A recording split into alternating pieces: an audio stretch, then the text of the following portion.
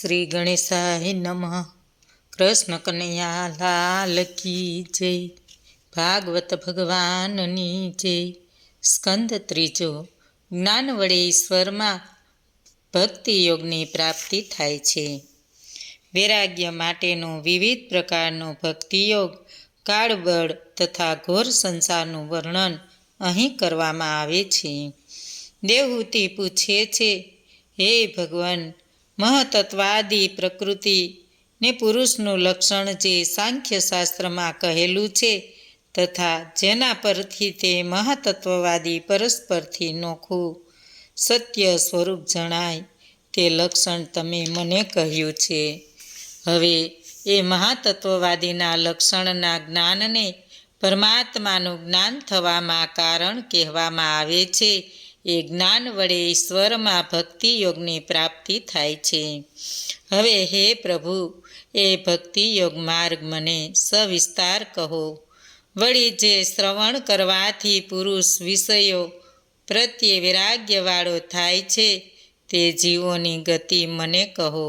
જે બ્રહ્માજી વગેરે દેવોના નિર્યંતા છે, કેવળ આપનું જ સ્વરૂપ છે તે કાળનું સ્વરૂપ કહો. કે જેના ભયમાં માયા લોકો પુણ્યકર્મો કરે છે, ભયના માર્યા લોકો પુણ્યકર્મ કરે છે. આ મનુષ્ય લોકના જ્ઞાન રહિત હોય, શરીર આદિ ઉપર અહંકારવાળો બન્યો છે, તેથી કર્મમાં સખ્ત બુદ્ધિને લીધે થાક્યો છે ને ઘોર અંધકાર સ્વરૂપ આ સંસારમાં દીર્ઘકાળ પર્યંત નિંદ્રાવંશ થયો છે. તેને જાગ્રત કરવાને તમે ભક્તિયોગ તથા જ્ઞાનયોગ રૂપી પદ્મને પ્રફુલ્લ કરનાર સૂર્યરૂપ પ્રગટ્યા છો. મુનિવર મૈત્રેયજી કહે, હે કુરુવંશી વિદુરજી, મહામુનિ કપિલદેવ માતાના વચનોનો આદર કરીને દ્રયાદ્ર થઈને કહે છે. શ્રી કપિલ ભગવાન કહે, હે માતાજી, વિવિધ માર્ગોને કારણે અનેક જાતનો ભક્તિયોગ જણાય છે.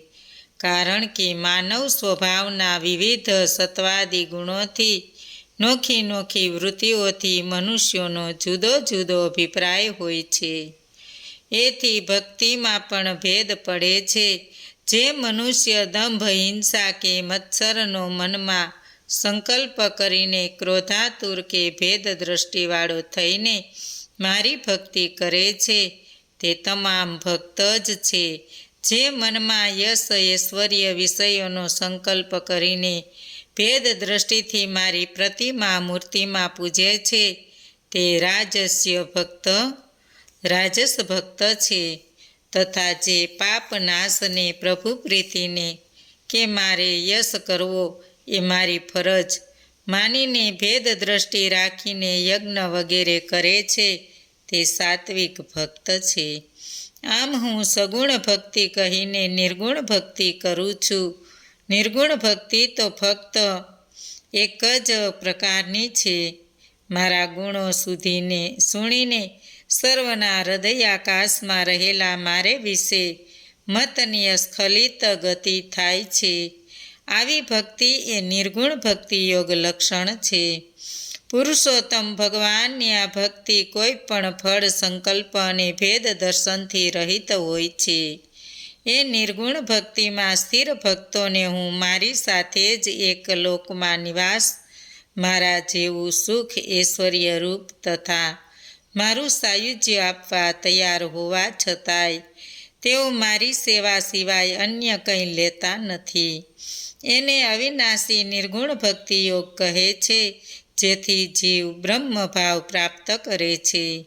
નિષ્કામ ભાવને શ્રદ્ધાથી સ્વધર્મનું પાલન કરવું, ઉત્તમ આચરણ કરવો, મારી મૂર્તિનું દર્શન વંદન કરવું, ધૈર્ય અને વૈરાગ્ય રાખવું, મનુષ્ય માત્ર માટે મૈત્રી રાખવી, ધર્મ નિયમ પાળવા, આધ્યાત્મિક શાસ્ત્રો સાંભળવા, મારું કીર્તન કરવું, સરળતા રાખવી, સત્સંગ કરવો અને અહમ ત્યજવો. ભગવદ ધર્મ આચરનાર ભક્તનું ચિત્ત ઘણું શુદ્ધ પવિત્ર થાય છે. તેઓ મનુષ્ય મને પામે છે યોગ શક્તિ કેળવનાર, વિકાસ રહિત મન આપમેળે જ મને પામે છે.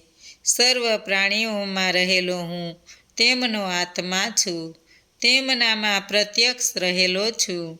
જે અહંકારી લોકો તેમનામાંને બીજા પ્રાણીઓના શરીરોમાં મને જુદો જોઈને તે પ્રાણીઓનો દ્વેષ કરે છે, વેર બાંધે છે, તેઓ મારો જ દ્વેષ કરે છે અને મારી સાથે જ વેર કરે છે. એવા મનુષ્યોનું મન કદીએ શાંત થતું નથી. હે માતે, જે મનુષ્ય અન્ય પ્રાણીઓનો તિરસ્કાર કરે છે, અહિત કરે છે, તે મનુષ્ય અનેક નાના મોટા દ્રવ્યોથી અને વિવિધ ક્રિયાઓના વિધિઓથી કરેલી મારી મૂર્તિની પૂજાથી હું સંતોષ પામતો નથી. મનુષ્ય જ્યાં લગી સ્વહૃદયમાં તથા સઘળા પ્રાણીઓમાં હું ઈશ્વર રહેલો છું એ વાત જ્યારે લગી નહીં જાણે ત્યાં સુધી જ તેને મૂર્તિની પૂજા કરવી ઘટે. ત્યાં પ્રત્યેક પ્રાણીમાં રહેલા સત્ય પરમેશ્વરનો અનાદર કરીને કેવળ મૂર્તિનું પૂજન કરવું તે વ્યર્થ છે. જે મનુષ્ય પોતાનામાં તથા અન્યમાં કેવળ દેહની ભિન્નતાને લીધે તલભાર પણ જુદાઈ જુએ છે, તેને હું મૃત્યુરૂપે ભયંકર છું. એટલે કે ભેદ દ્રષ્ટિવાળા મનુષ્યોનો સંસાર કદી દૂર થતો નથી. ભેદ દર્શન જેવું કોઈ મહાપાપ નથી. સર્વ પ્રાણીઓમાં રહેલ અંતર્યામી મારું તે પ્રાણીઓની સાથે માન, દાન, મૈત્રી, સદ્વર્તન વગેરે અભિન્ન ભાવે પૂજન કરવું. હે માતે, અચેતન કરતાં ચેતન જીવો શ્રેષ્ઠ છે. માત્ર ચેતનવાળા જીવો કરતાં શ્વાસ લેનાર શ્રેષ્ઠ છે, અને તેમાંય તે જ્ઞાનવાળા શ્રેષ્ઠ છે. અને જ્ઞાનવાળાથી ઇન્દ્રિય વૃત્તિવાળા શ્રેષ્ઠ છે. તેમાં સ્પર્શ જાણનારા શ્રેષ્ઠ છે. તેઓ રસ જાણનાર શ્રેષ્ઠ છે. તેમના કરતાં ગંધ જાણનાર અને તેમના કરતાં શબ્દ જાણનાર શ્રેષ્ઠ છે. તેના કરતાં રૂપભેદ જાણનાર શ્રેષ્ઠ. વગેરે મનુષ્યોમાં ચતુર્વર્ણો ઉત્તમ છે. ચતુર્વર્ણોમાં બ્રાહ્મણ ઉત્તમ છે. વેદ જ્ઞાતા બ્રાહ્મણો ઉત્તમ છે. વેદ જ્ઞાતા કરતાં વેદાર્થો જાણનાર, એના કરતાં વેદાર્થ જાણનારા અને તેના કરતાં વેદ સંબંધી શંકાઓ દૂર કરનારા ભીમાસક, તેના કરતાં વર્ણાશ્રમના કર્મો કરનાર, તેના કરતાં નિષ્કામ કર્મો કરનાર અને તેમાં પણ પોતાના બધા કર્મો, તેના ફળો અને સ્વદેહને પણ મારામાં અર્પણ કરનાર સર્વશ્રેષ્ઠ છે. એવો મનુષ્ય સર્વ કાર્યો મને જ અર્પણ કરે છે. કર્તૃત્વાભિમાનથી રહિત હોય છે, સમદ્રષ્ટિવાન હોય છે. પ્રત્યક્ષ પ્રાણીમાં સાક્ષાત ભગવાન સ્વયં અંશરૂપે જીવ થઈને પ્રવેશ્યા છે. એમ જાણીને સઘળા પ્રાણીઓનો હાર્દિક આદર કરીને તેમની સાથે નમ્રતાપૂર્વક વર્તન કરવું. હે મનુપુત્રી, મેં તમને ભક્તિયોગ તથા અષ્ટાંગ યોગ કહ્યો. તેમનામાં કોઈ એકનો એ આશ્રય લઈને મનુષ્ય પરમાત્માને પ્રાપ્ત કરે છે. પ્રકૃતિને પુરુષ રૂપ અને પ્રકૃતિ તથા પુરુષથી નોખું બધું પરમાત્મા બ્રહ્મનું સ્વરૂપ એ જ દેવ, જેને શ્રેષ્ઠારૂપ અનેક પ્રકારે સંસાર ચાલે છે. અર્થાત દેવથી પ્રેરિત કર્મ લીધે જાત જાતની સૃષ્ટિઓ ઉત્પન્ન થાય છે. વળી પરમાત્મા બ્રહ્મનું સ્વરૂપ તે જ કાળ કહેવાય કે જે રૂપભેદનો આશ્રય છે. દિવ્ય અદ્ભુત પ્રભાવયુક્ત જેથી મહતત્વાદીને તથા ભેદ દ્રષ્ટિવાળાઓને ભય છે. કાળ પ્રાણીઓ દ્વારા જ પ્રાણીઓને ગ્રસી જાય છે. તે જ એ કાળ જગતને નિયંત્રિત કરનાર બ્રહ્માદિ દેવોના પણ ભગવાન અને યજ્ઞ ફળ આપનાર શ્રી વિષ્ણુ ભગવાન છે. એ કાળને કોઈ મિત્ર, શત્રુ કે સગું તે નથી. તે તો સદા સર્વદા સર્વનો સંહાર કરીને સર્વનો નાશ કરે છે.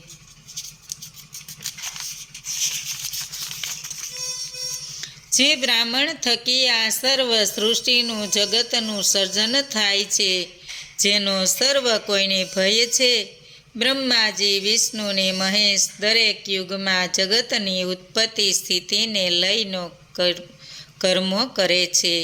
એ કાળ પોતે અંતરરહિત છે, અવિનાશી છે, સૌને ઉત્પન્ન કરે છે અને સૌને નાશ કરે છે. મૃત્યુની સંહાર શક્તિ દ્વારા સર્વનો અંત કરનાર યમરાજનો પણ અંત આણે છે. કપિલ ઉવાસ. સ્ત્રી શરીર આદિને લાડ લડાવવામાં સખ્ત ચિત્તવાળા કામીઓની પાપથી તામસી અધોગતિ વિશે અહીં વર્ણવશે. શ્રી કપિલ બોલ્યા, જેમ મેઘ પાતાને ચલાવનાર બળવાન વાયુના મોટા પરાક્રમને જાણતા નથી, તે જ પ્રમાણે માનવી જેને લીધે દુનિયામાંથી ચાલ્યો જાય છે, છતાં તે મહાબળવાન એવા કાળની ગતિને પીછાણતો નથી. જીવ સ્વસુખ માટે જે પદાર્થને મહાદુઃખ પછી પ્રાપ્ત કરે છે, તે ગતિને પદાર્થનો પરમાત્મા નાશ કરે છે. પણ જીવ તે માટે શોક સંતાપ કરે છે. મનુષ્ય જાણે છે કે સ્ત્રી, પુત્ર, બાંધવ ઇત્યાદિ સહિત પોતાનો દેહ સુધા નાશવંત છે, છતાં દુર્બુદ્ધિ મનુષ્ય તેના સંબંધવાળા માલ મિલકતનો સંપત્તિ વગેરેનો મોહ પ્રેરિત થઈને અવિનાશી ગણે છે. મનુષ્ય જે યોનિઓમાં જાય છે ત્યાં સુખ મેળવે છે, પણ તે મિથ્યા સુખને સાચું માને છે, તેથી તેને વૈરાગ્ય આવતો નથી. અરે, જીવ નરકમાં સુખો પણ ત્યજવા ઈચ્છતો નથી. કુટુંબ, સ્ત્રી, પુત્ર, માલ મિલકત, ઘર વગેરેથી આસક્ત થયેલો મનુષ્ય પોતાને સુખીને સમૃદ્ધ માને છે. પરિવારના સુખ માટે તે અનેક પ્રકારના પાપો કરે છે. અનેક દુઃખોથી ઘેરાવા છતાંય સુખ માની લે છે. પાપાચારો વડે ધન મેળવે છે, પરિણામે પોતે તો નરકમાં જ જાય છે. આજીવિકા માટે તનતોડ મહેનત કરીને અંતે જ્યારે તે કુટુંબનું પોષણ કરવાની આસક્ત થાય છે, ધન રહિત થાય છે, ત્યારે નિશાસા નાખે છે અને ત્યારે ઘરના સ્વજનો તેનો અનાદર કરે છે, અપમાનો કરે છે, ઘરમાંથી હકાલી કાઢે છે. આવી સ્થિતિમાં સુધા જેને વૈરાગ્ય થતો નથી, તે પોતે જૂનું પોષણ કર્યું હતું તેના વડે પોસાય છે. આખરે વૃદ્ધાવસ્થા, રોગો, અશક્તિ વગેરેથી પીડાતો તે ઘર ખૂણે પડી રહીને નિશાસા નાખતો રહે છે. અપમાનથી નાખેલા રોટલાના ટુકડા પર તે કૂતરાની જેમ જીવે છે. અંતે તે મરણ પથારીએ પડે છે. વેદનાથી તેની બુદ્ધિ નાશ પામે છે. અંતે તે મરણ પામે છે. યમદૂતો તેને ફાંસોથી બાંધીને યમલોકમાં લઈ જાય છે. રસ્તામાં તે જીવતા કરેલા પાપોનું સ્મરણ કરે છે. યમલોકના માર્ગમાં ભૂખ તરસથી અત્યંત પીડાય છે. પીઠ પર ચાબુકના ચોળ ઉઠે છે, થાકે છે, મૂર્છિત થાય છે. યમદૂતો તેને 99 યોજન ચલાવીને યમલોકમાં લઈ જાય છે. ત્યાં કૂતરા, ગીધડા ઝેરી જનાવરો, જંતુઓથી તે પીડા પામે છે. ત્રામિસ્ત્ર, અંધતા મિશ્ર અને રૌરવ નરકની યાતનાઓ ભોગવે છે. હે માતે, વિદ્વાનો કહે છે, સ્વર્ગ અને નરક સર્વ કંઈ અહીં જ છે. નરકની યાતનાઓ છે તે અહીં જ અનુભવાય છે. મનુષ્ય આ જગતમાં જન્મે છે, જીવે છે, કુટુંબનું અનેક પાપો કરીને ભરણ પોષણ કરે છે. પાપનું ભાતું લઈને જીવ નરકવાસ ભોગવે છે. દેવે દીધેલા ભોગફળો નરકમાં ભોગવે છે. તમે કહેશો કે કુટુંબનું ભરણ પોષણ કરવાનું તો શાસ્ત્રમાં લખેલું જ છે. એ ખરું, પણ તે અધર્મથી નહીં કરવું જોઈએ. અધર્મથી કુટુંબને પોષનાર, અંધ્રતા મિશ્ર નામે નરકથી છેલ્લા સ્થાનમાં જાય છે.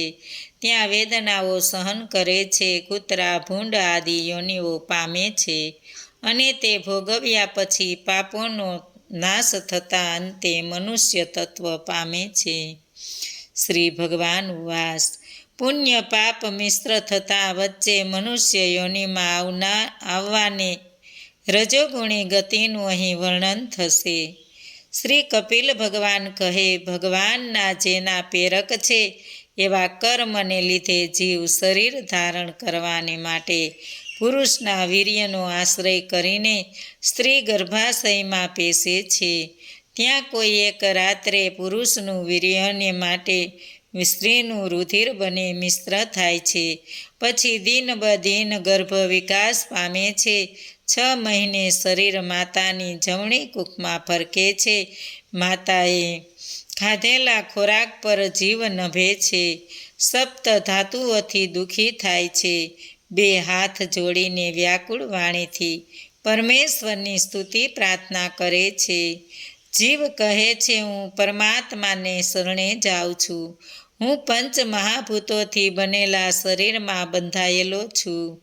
ખરી રીતે તો હું દેહથી અસંગ છું, છતાં ખોટી રીતે ઇન્દ્રિયો સત્વાદિ ગુણોના કાર્યરૂપ વિષયો અને સિદ્ધાભાસ રૂપે થયો છું. તે હું પરમાત્માને વંદું છું. ભાવાર્થ એ કે હું શુદ્ધ જ છું. આ આત્મા સંગ જ છે. મારામાં ને પરમાત્મામાં વિશિષ્ટતા એ છે કે હું અવિદ્યાથી ઢંકાયેલો છું, ત્યારે પરમાત્મા વિદ્યાશક્તિથી યુક્ત છે. અવિદ્યાને વિદ્યાને લીધે જ ન્યૂનાધિકતા લાગે છે. વિદ્યાને લીધે ઈશ્વરમાં સર્વજ્ઞતા, સર્વવ્યાપકતા આદિ ગુણો અને અવિદ્યાને લીધે મારામાં અલ્પપણું, બંધન, જીવભાવ વગેરેના દોષો જણાય છે. એ જ બંને વચ્ચે ભેદ છે. મહાન પરમાત્માની કૃપા વિના અન્ય ક્યાં ઉપાય વડે સ્વસ્વરૂપનું જ્ઞાન થાય? અર્થાત ઈશ્વર કૃપા વગર કદી જ્ઞાન પ્રાપ્ત થતું નથી. માટે પ્રભુ જ સેવા યોગ્ય છે. મારામાં ત્રિકાળ જ્ઞાન કયા દેવે આપ્યું છે, જેને અંતર્યામી અંશને સ્થાવર જંગમ સર્વ જગતમાં વ્યાપ્ત કર્યો છે? તે પરમાત્માએ જ મને આ જ્ઞાન આપ્યું છે. જીવરૂપે કર્મની ગતિને અનુસરનારા અને આધ્યાત્મિક, આધિભૌતિક અને આધિદૈવિક એ ત્રિતાપોથી શાંતિને માટે પરમેશ્વરને ભજીએ છીએ. હે ભગવાન, માના પેટરૂપી ગુફામાં આવેલા લોહી, વિષ્ટા તથા મૂત્રના કૂવામાં પડેલો અને જઠરા અગ્નિ વડે અતિ તપેલા દેહવાળો હું દીન જીવ એ ગુફામાં બહાર નીકળવા ઈચ્છું છું અને દિવસો ગણું છું. હે પ્રભુ, મને ક્યારે ગર્ભની બહાર કાઢશો? હે ભગવદ, 10 માસ ગર્ભમાં રહેનાર જીવને તમે જ ત્રિકાળનું જ્ઞાન આપ્યું છે. હે પ્રભુ, તમારા ઉપકાર માટે નમસ્કાર સિવાય હું બીજું શું કરી શકું? હું અનેક દુઃખો સાથે ગર્ભમાં રહેલો છું. બહાર નીકળવા ઈચ્છતો નથી, કારણ બહાર આવતા જ સંસાર ચક્રમાં વીંટળાઈ જઈશ. હું તો અહીં જ રહીને દેવના ચરણનું શરણ લઈશ. આ સંસારથી મારા આત્માનો જલ્દી ઉદ્ધાર કરીશ, જેથી ગર્ભમાં વાસ કરનારનું દુઃખ મને પુનઃ પ્રાપ્ત નહીં થાય. શ્રી કપિલ ભગવાન કહે, બુદ્ધિથી આવો નિશ્ચય કરીને એ જીવ માતાના ગર્ભમાં આવી સ્તુતિ પ્રાર્થના કરે છે.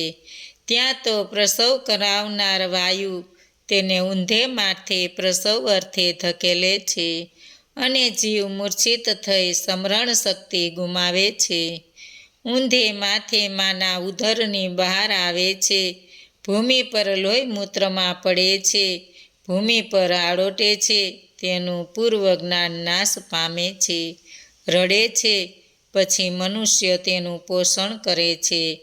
ઇષ્ટ કે અનિષ્ટ વસ્તુ છતાં તે ના પાડી શકતો નથી. પોતે ધાવણ ઈચ્છે છે ત્યારે બીજા લોકો તેને પેટમાં દુખે છે એમ માનીને કડવા ઓસડિયા પાય છે, અને પેટમાં પીડા થતી હોય ત્યારે લોકો તેને માતાનું ધાવણ આપે છે. જીવ બાલ્યાવસ્થા પૂરી કરીને 5મી 10મી વર્ષની ભોગંડ અવસ્થામાં વિદ્યાભ્યાસનું દુઃખો વેઠે છે. યુવાન થતાં પોતાને ઇષ્ટ મનગમતી પરિસ્થિતિ નહીં મળતા ક્રોધાવેશમાં આવે છે અને વિષયો ભોગી થઈ બીજા કામી મનુષ્યનો વિરોધ કરે છે. અજ્ઞાની જીવ હું મારું એમ મિથ્યા મતિ કરે છે. કર્મ બંધનથી બંધાઈ સંસારને પામે છે. મનુષ્ય જન્મમાં પણ જો જીવ ઉદર પોષણ અને કામવાસના સાથે રમત કરે છે તો અંતે તે નરકવાસ જ ભોગવે છે. કેમ કે દુષ્ટ મનુષ્યના સંગથી તે સત્ય, પવિત્રતા, દયા, પુરુષાર્થ, વિષય બુદ્ધિ, લક્ષ્મી, કીર્તિ, લજ્જા, બુદ્ધિ, સમા, બાહ્ય ઇન્દ્રિયોના સમ, મનોનિગ્રહ રૂપી દમ અને ઉન્નતિ એ સર્વનો નાશ થાય છે. માટે જ સ્ત્રીને રમવાના રમકડા જેવા અને દુષ્ટ મનુષ્યોનો સંગ નહીં કરવો, કેમ કે તેઓ વિષયી તૃષ્ણાથી કદી શાંત થતા નથી. તે મૂઢ હોય છે અને દેહને જ આત્મા માને છે.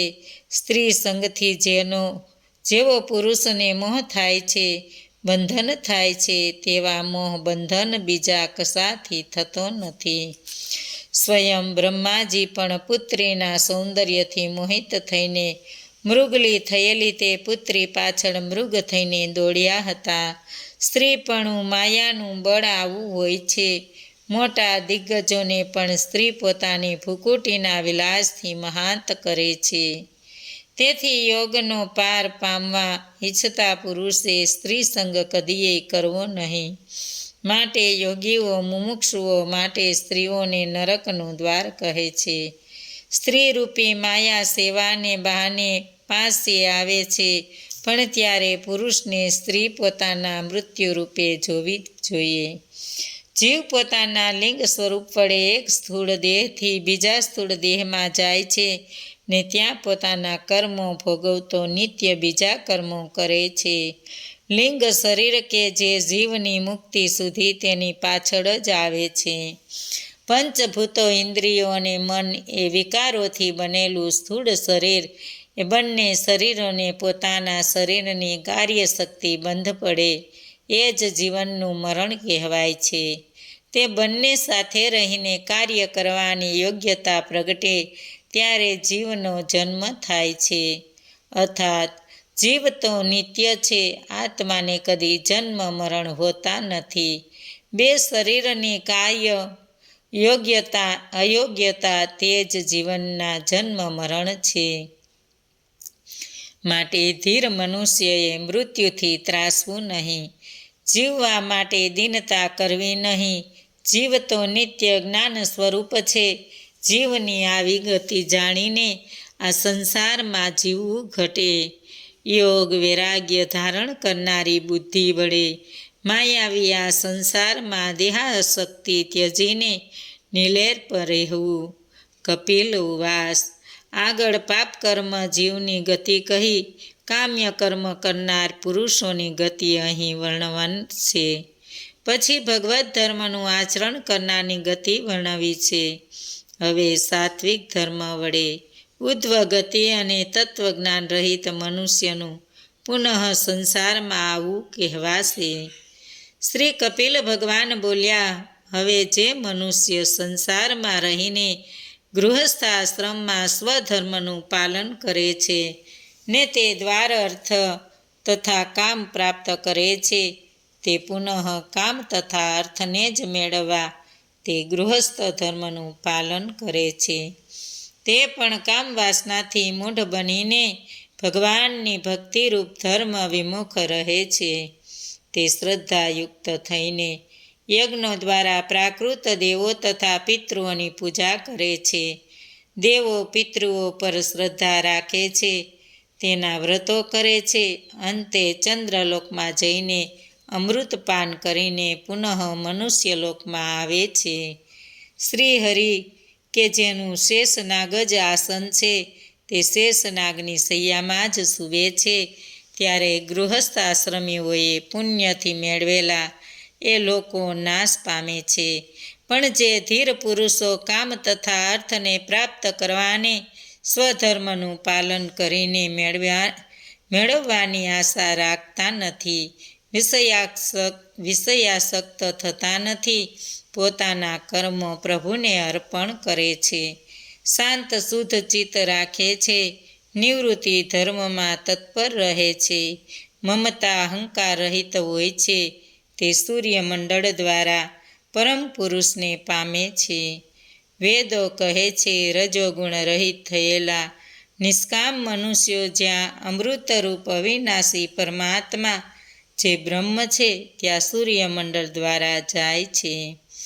જે પુરુષ પરમ પુરુષ બ્રહ્માદિ તથા આપણા સૌના ઈશ્વર, સૌના ઉપાદાન કારણ ને જગતની ઉત્પત્તિ તથા નાશના નિમિત્ત કારણ છે, તે બ્રહ્માજીને પરમેશ્વર માનીને તેમની જ ઉપાસના કરે છે. તે બ્રહ્માજીના 100 વર્ષનો કાળ પૂરો થતાં તેમના પરમાત્મામાં લય થાય ત્યાં સુધી બ્રહ્મલોકમાં જ રહે છે. પછી સ્વયંભૂ બ્રહ્મા 2 પદાર્થ રૂપ પોતાનો આયુકાળ ભોગવી પૃથ્વી, જળ, વાયુ, અગ્નિ, મન, આકાશ, ઇન્દ્રિયો, શબ્દાદિ વિષયો તથા અહમ વગેરેથી વીંટળાયેલા બ્રહ્માંડનો સંહાર કરવાની ઈચ્છા કરીને જ્યારે પરમાત્મામાં લય પામે છે, ત્યારે દૂર જઈને ભગવાન બ્રહ્માજીમાં જ પ્રથમથી લય પામેલા તથા રાગરહિત થઈને પ્રાણવાયુ તથા મન જીતનારા તે યોગીઓ બ્રહ્મા સાથે જ પરમાનંદ રૂપ તે સર્વોત્કૃષ્ટ પરમ બ્રહ્મને પામે છે. અર્થાત બ્રહ્માજીની ઉપાસના કરનાર યોગીઓ બ્રહ્માજીના આયુષ્ય કાળને અંતે જ્યારે પ્રલય થાય છે, ત્યારે એ બ્રહ્મદેવ સાથે જ પરમપદ પામે છે. માટે હે માતાજી, તમે જેવો પ્રભાવ સાંભળ્યો છે, એવા ભગવાનને શરણે તમે જાઓ. કેમ કે ભગવાન ઉપાસકો જ ભગવાનને સાક્ષાત્કાર પામે છે. બીજાની ઉપાસનાથી તો કર્મે ક્રમે ભગવાનની પ્રાપ્તિ થાય છે. બ્રહ્માજી પણ ધર્મ દ્વારા પ્રાપ્ત કરેલ ઐશ્વર્ય તથા પરમેષ્ટિક પદ ભોગવીને પ્રલય કાળે પરમાત્માને પામ્યા છતાં ભેદ દ્રષ્ટિને કારણે ફરી સૃષ્ટિ કાળે પાછા આવે છે.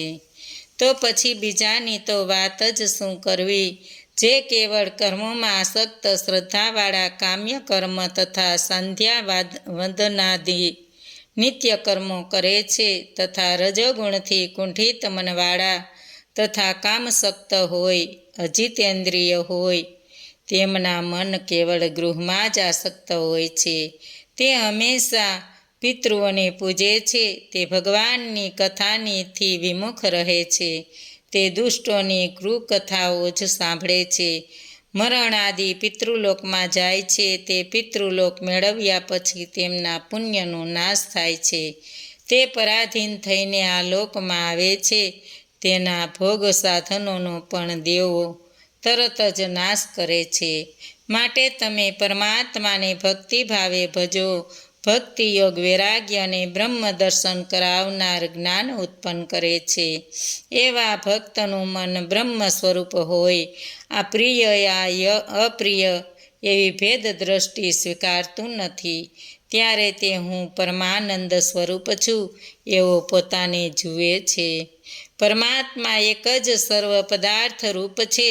તે ઉપનિષદમાં પરબ્રહ્મ, યોગશાસ્ત્રમાં પરમાત્મા ઈશ્વર, સાંખ્યશાસ્ત્રમાં પુરુષ તથા ભક્તિશાસ્ત્રમાં ભગવાન કહેવાય છે. પરબ્રહ્મ પરમાત્મા કેવળ જ્ઞાન સ્વરૂપ અને નિર્ગુણ છે. બ્રહ્મથી ભિન્ન કોઈ પદાર્થ જ નથી. માટે મુમુક્ષુએ ભેદ દ્રષ્ટિ તજવા પ્રયાસ કરવો.